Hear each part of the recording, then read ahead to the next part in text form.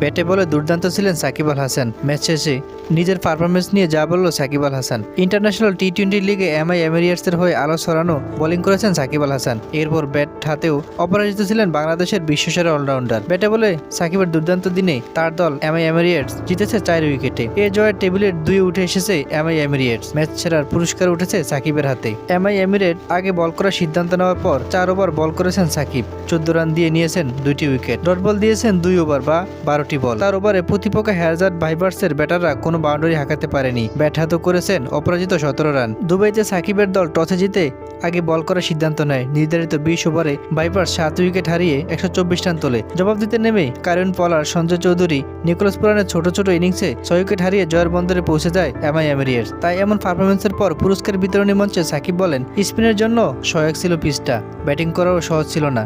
আমি জানতাম আমাদের দলে শক্তিশালী ব্যাটার আছে যারা মারতে পারে, তাই আমি সতর্ক ছিলাম। সব মিলিয়ে দলের পারফরমেন্সে আমি খুবই সন্তুষ্ট।